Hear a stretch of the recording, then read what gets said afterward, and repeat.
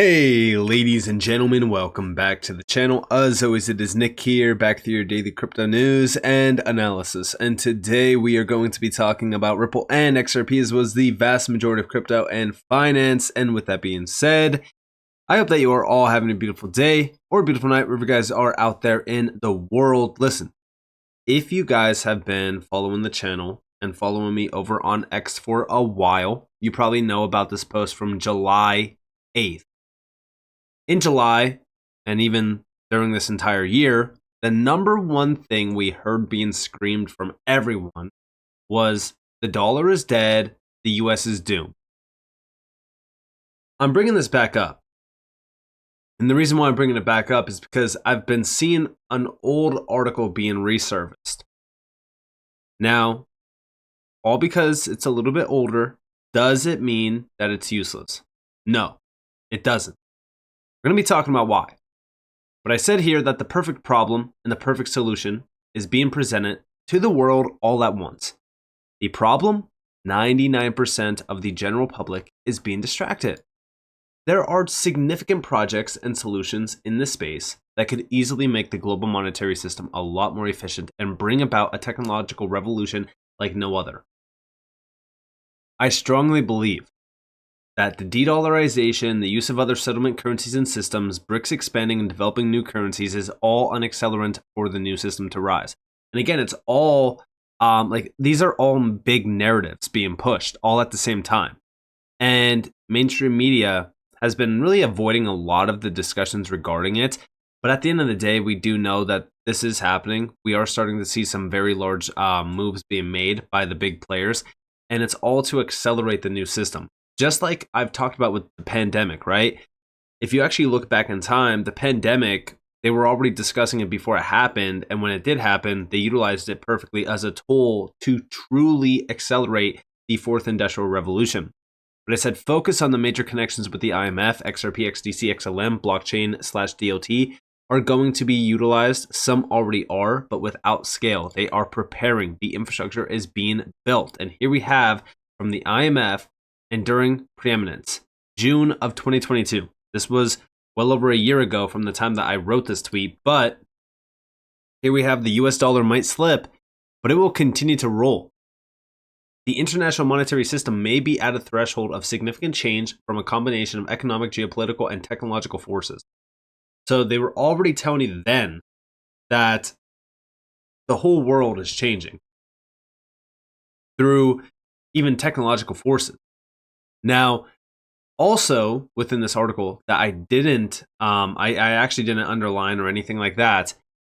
We actually seen a few other posts within this talking more so about the world order and how we are going to see major changes within it and the evolution of the new world order. But also here we have a mixed blessing. In the end, it may enhance dollar dominance rather than erode it. And this is new technologies. The new technologies will both help and hinder emerging market economies with collateral effects that, coupled with other developments, in the end may enhance dollar dominance rather than erode it.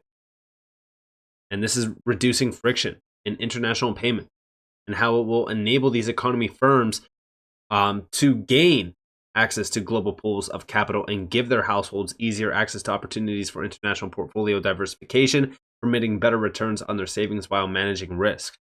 And this is all through new financial technologies. They were already telling us about this.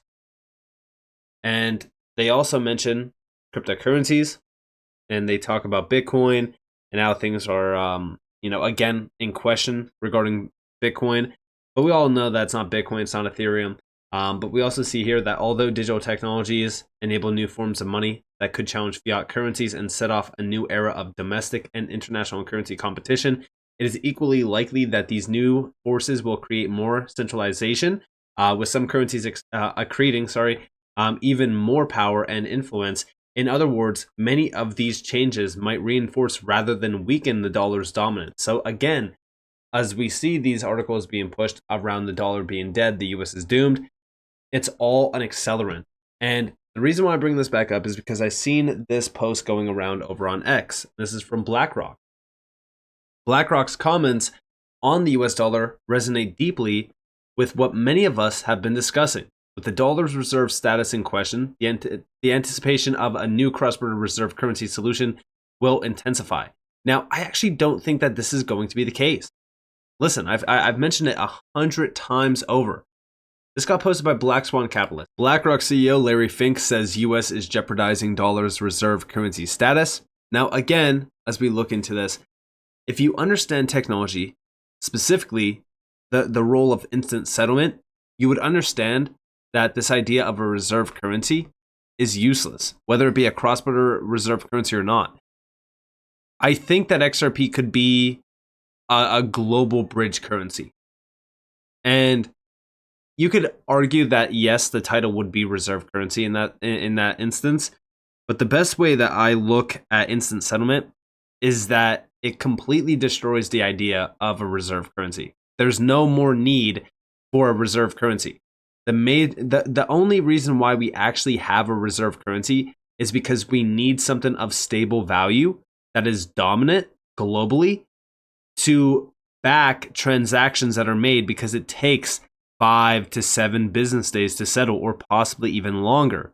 So we need something that is going to maintain its value and is stable enough to maintain its value for that amount of time.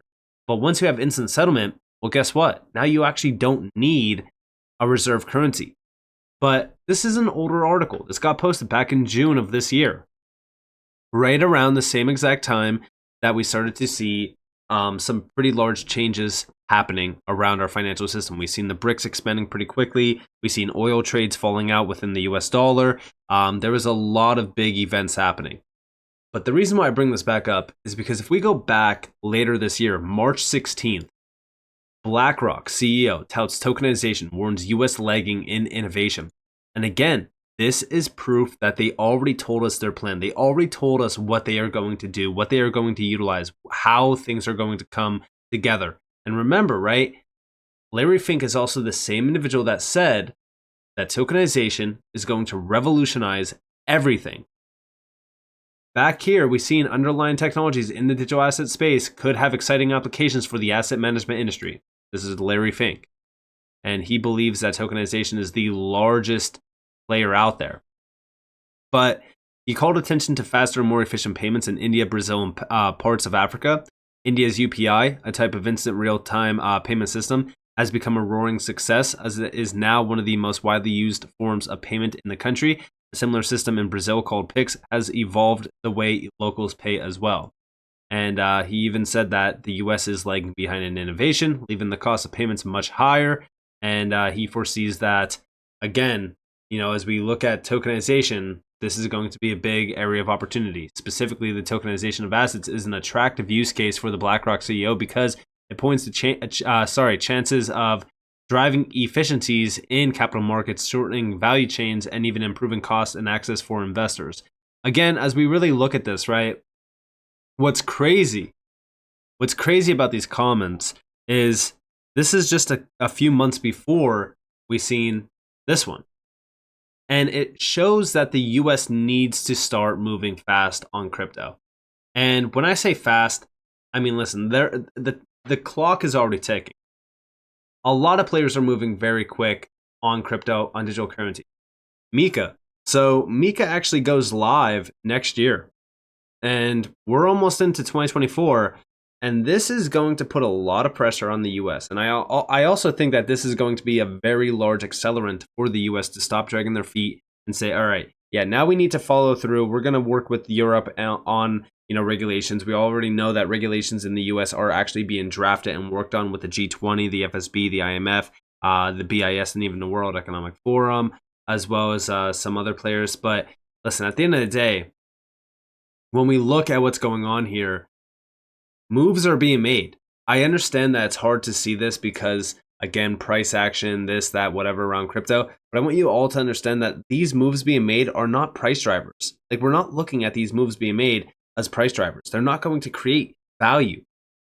But these are, again, I've always said it, the steps that need to be taken in order for us to actually see this market be taken seriously. So you need to understand that. But also, remember what we recently just seen from the IMF. The IMF head tells public sector to buckle up for the transition to digital currency.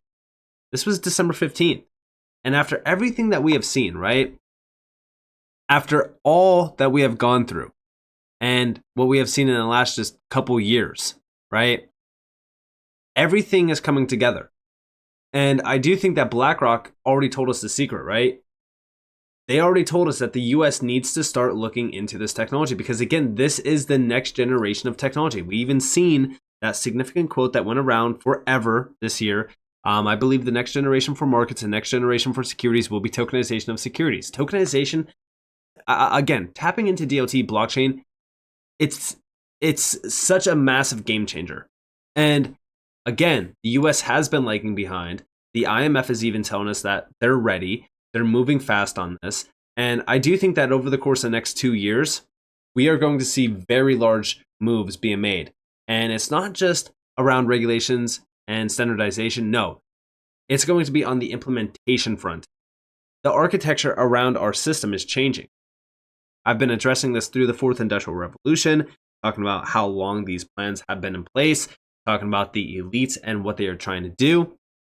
And I see a lot of the comments. I see the comments saying, Nick, this is all like made up. This is that. But I want you guys to understand that I'm showing you these articles and I'm trying to show you guys that a lot of this stuff is aligned perfectly. Like this article here, after we seen this one earlier this year, it is all lined up. They're telling us what they're doing. They're telling us that crypto, blockchain, DLT, it's all at the forefront. And what's crazy about this is even the Fed, they said back in November that stablecoins pose a threat, but could present innovative opportunities. And again, this could actually bolster the US dollar as becoming a dominant force even within the digital age through a digital dollar. And we already know that digital currencies, what they're happening, they're becoming a big deal. We know this from what the IMF has been telling us. We know this from what the World Economic Forum has been telling us, the World Bank, the BIS. And also, here you guys have one from the Wall Street Journal. Stablecoins can keep the dollar the world's reserve currency. And, as we really look into stablecoins, we have seen tremendous growth with stablecoins. And a lot of people will ask me, well, where do you see XRP in that? Well, XRP could very well bridge stablecoins with CBDCs, with other things of tokenized value.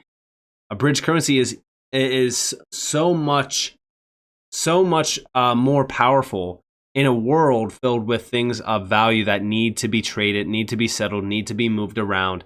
A bridge currency is so damn crucial. But like I said, they are already telling us what they are doing. Stablecoins, CBDCs, they will coexist, but the world is digital. We know this. The future is digital. Money is going to be digital. Everything around currency has changed, except for the settlement layers and also the way that money works. We need to transition into a digital currency age with digital currency systems and faster payment systems as well. And this is where blockchain and DLT truly does shine. And tokenization as a service is going to be a huge game changer as well. And we already know that Ripple's at the forefront of that. But all of this is crucial for the US to start adopting and looking into. And I do think that they are. I know that BlackRock is saying like, oh, the US is lagging behind. Technically, yes, they are. But I also do think that they are already at the forefront of this. And I already think that they have their plans. I think that they're behind a lot of what we see without actually saying much. And the reason why I say that is because we already have US dominated stablecoins in the space. I mean, look at USDC for an example. And also USDT, aka Tether. Tether is working with a lot of US government agencies. So pay attention to what is actually happening versus what we are seeing, especially from big players like BlackRock. But with that being said, I hope that you guys enjoyed this video. If you guys did, definitely leave a like, subscribe, turn notifications on because more free content. You guys are more than welcome to follow me on Twitter and join the free Discord in the description below. And with that being said, guys, it's been Nick. Peace out.